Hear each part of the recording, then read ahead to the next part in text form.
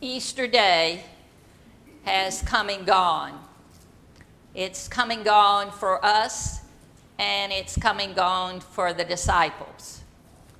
But we have an advantage over the disciples. We have about 2,000 plus years to help us get hold of Easter.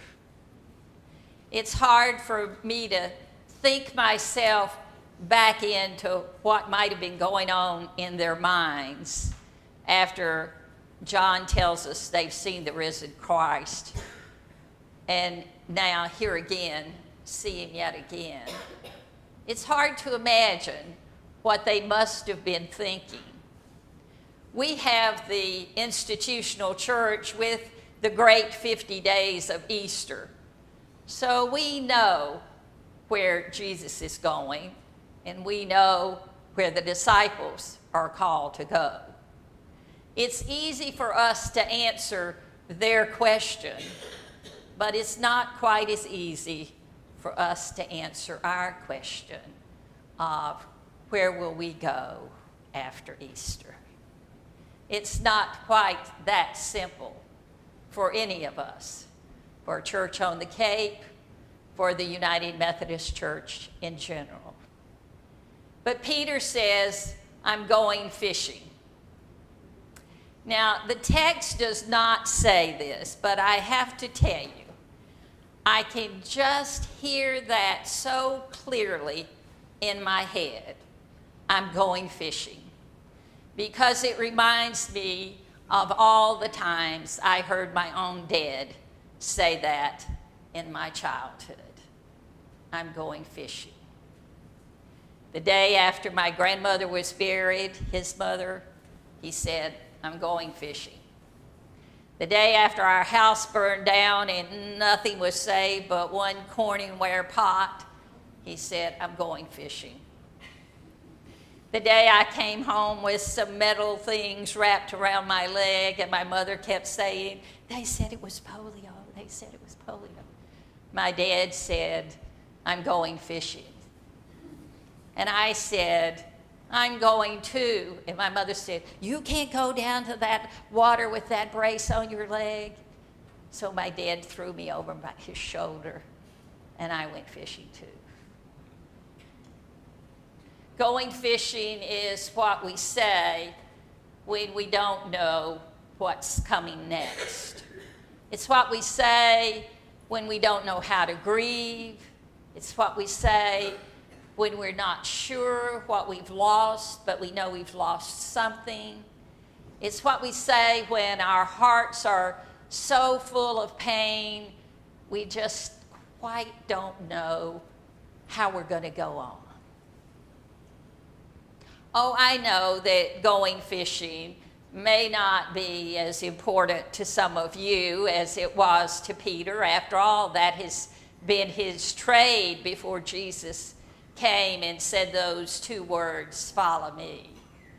It might not be as much fun to you as it was to my dad and my sister and me. It might be more your thing to say, I'm going in the kitchen and make a few cakes.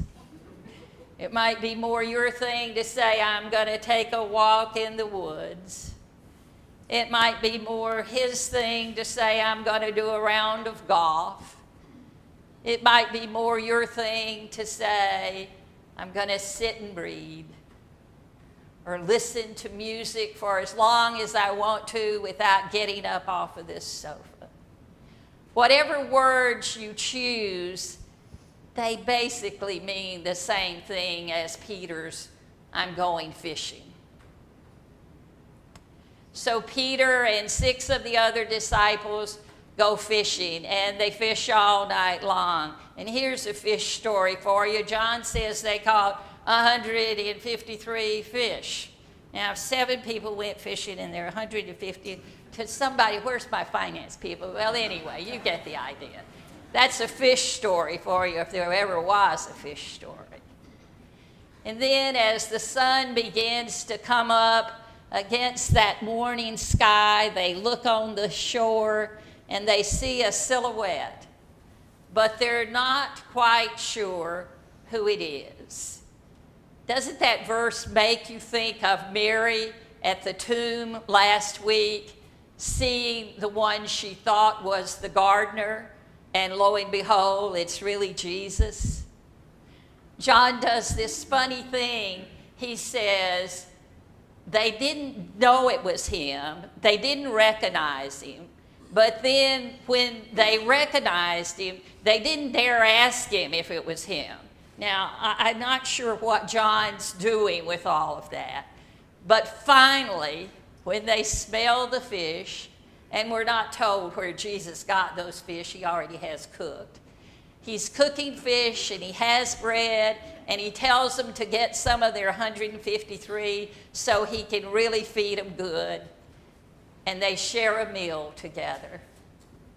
This is John's way of reminding us that Jesus is not only divine, but Jesus is human. And even though he's come back from the grave, he's there eating with them and breaking bread. He's in fellowship with them, sharing food, just like we like to do with one another when we head off to coffee hour. And so they eat together, and then Jesus asks a question. Now, I want to point out to you that this question does not come from the annual statistical report, David. It does not say how many people have joined the church this year by profession of faith. That is not the question. That's an important question, but that's not Jesus' question to Peter. It does not come from the evaluation reports of the interim pastor. It does not even come from the finance committee. Is your budget balanced at the end of first quarter? It's not any of those questions. It's the most important question we will ever be asked in our life. Peter, do you love me? I don't know whether John wants us to get that Jesus asked Peter that question 3 times because Peter denied him 3 times. I don't know why he didn't ask it just twice or 4. But Jesus asked Peter that question 3 times. The first time Peter says, "Yes, Lord, I love you." And Jesus said, "Feed my lambs." The second time Jesus asked Peter, "Do you love me?"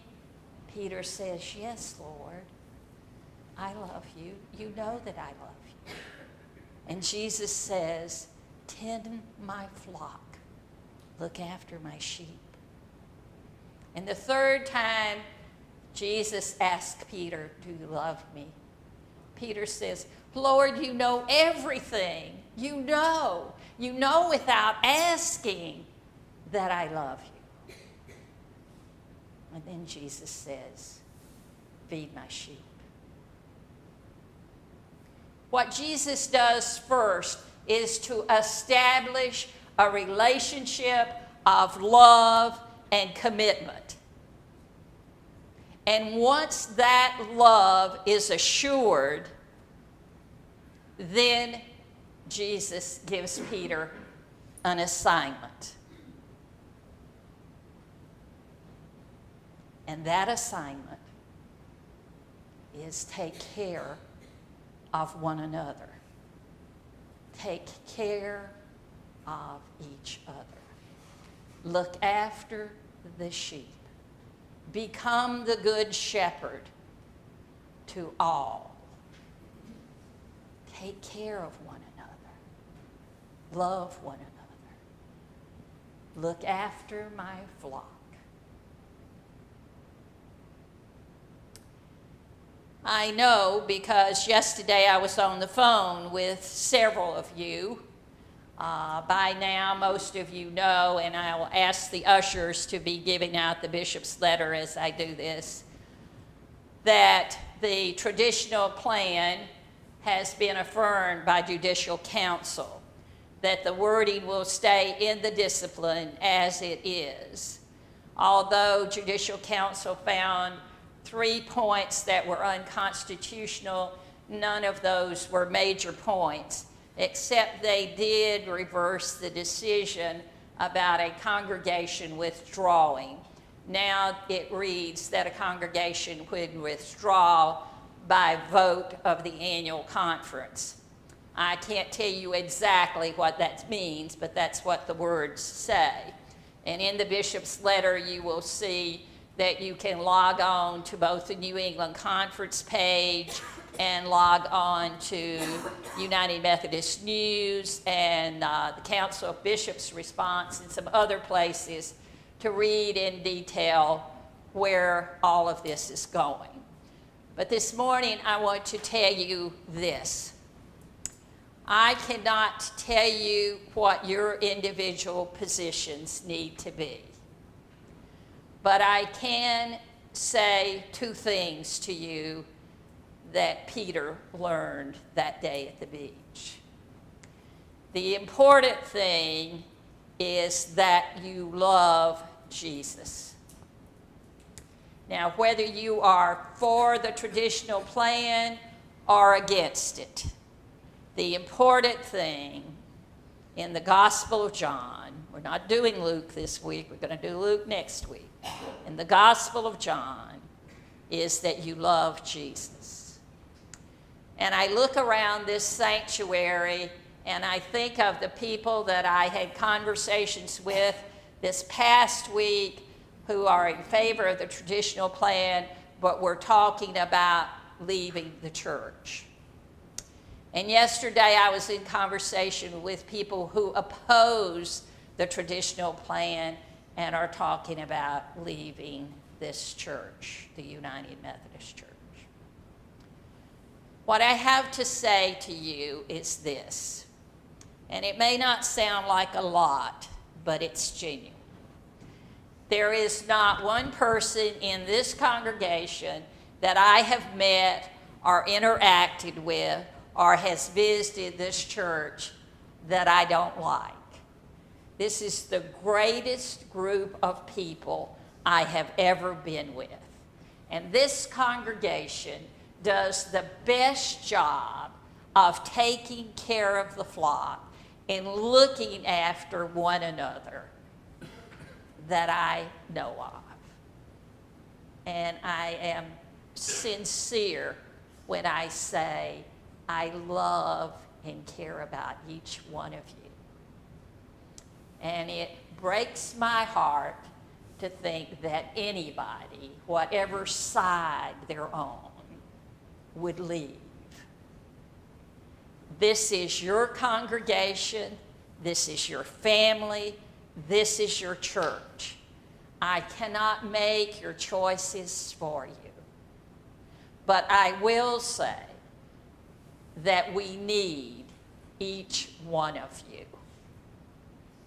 And we need a lot more of you, and not to sound ugly because I know how old I am.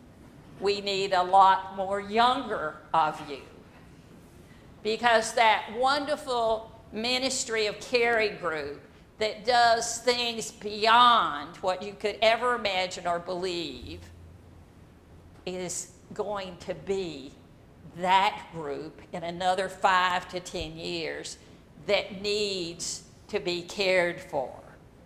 Remember the scripture that John throws in about when you're young, you fasten your own belt, you do as you please, you go where you want to. When you're old, somebody puts a belt around you and leads you. And you know, that image of putting that rehab belt around my mother and struggling her to get her up out of that wheelchair, and she would say, I don't want to get up, and I'd say, you're going to walk the hall whether you want to or not. I mean, it's true. It's true. It happens. My concern is that in another 5 years, if we don't do serious evangelism, if we don't really get to work at making disciples for Jesus Christ, for the transformation of the world. I'm not just talking about making Jesus Christ disciples to pay our bills. I'm talking about disciples for the transformation of the world. That means that we, us folk who say we're Christians and wear our little crowns and our crosses, we are the ones who have to show those people out there what it means to love. We have to have our answer ready when Jesus says, "Do you love me?" We have to be prepared. Because if the church doesn't teach how we can disagree and still get along, then God help us all, there isn't any hope for the world. So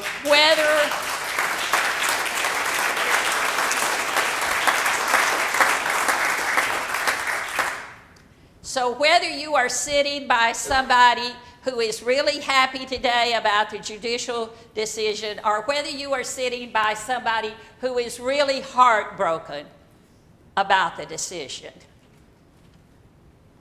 know that you are sitting with your brothers and sisters. And what we have to do after we say, "Yes, Jesus, we love you," stop asking us that, as Peter would say. We've got it. We know that's what we're supposed to do. Then we have to hear Jesus. Care for my lambs, feed my sheep, and take care of the flock. That's where we need to go. That's what we have to do. And then after Jesus has said all of that to Peter, he says the same two words he said in the beginning. Follow me. Follow me. And if this church will follow Jesus, you can never go wrong. Amen.